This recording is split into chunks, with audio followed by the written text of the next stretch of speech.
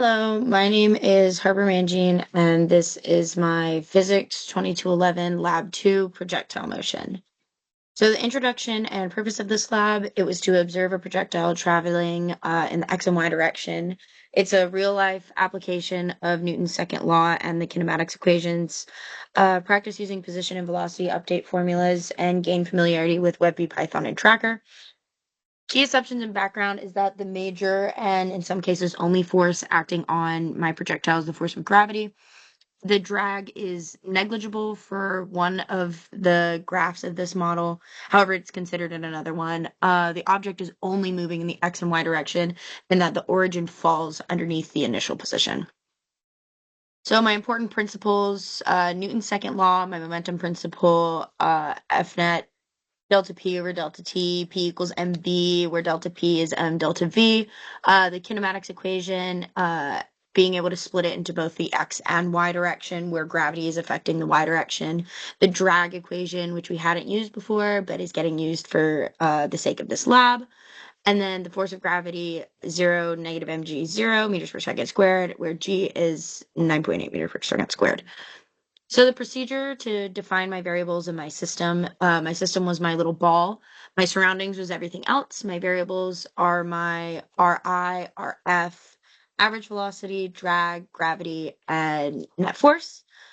Step 2 is record a video of a ball thrown like a projectile over about a meter in length, and then to import the video into Tracker and track the ball's position from its center of mass from 0 to 0.6 seconds. It took about 19 frames.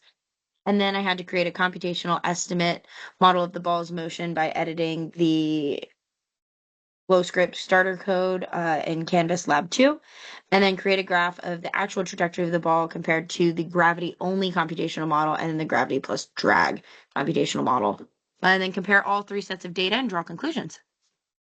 So these are my initial conditions, all calculated based off of my observed data.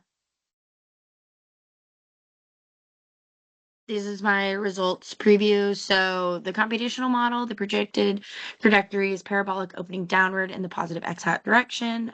Gravity only the total distance covered in the x and y direction is greater than the gravity and drag line. The gravity and drag line lies between the gravity only and the observed, and the drag reduced the total distance in the x direction covered. The observed model, the observed trajectory is parabolic opening downward in the x hat direction. The line covers much less distance in the x direction, and the observed motion reaches the highest position of all three models, and its velocity from the top to the end is much faster than computational, so it has a steeper slope. So this is my observed model.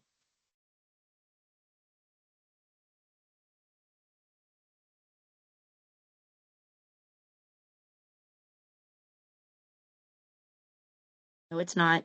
Look at the little graph on the side. It does this. It does the same thing. That was my glow script computational with both the force arrows where drag is the square of the velocity. And then this is the computational model where the drag force is 0. Let's see if this will work. Okay. So here's some of my code, and then, ooh, it's really grainy. So my drag in the one on the left is what I calculated my drag constant to be at 0.4, and then the one on the right is 0, and then that neon green line is my trajectory. Here, split position. The top two are position over time, and the bottom two are velocity over time. As you can see, in the y direction, it decreases because the only force acting on it is gravity, and gravity is, it hits the ground. And then in the x direction, it's velocity is constant because there's no net force in the x direction.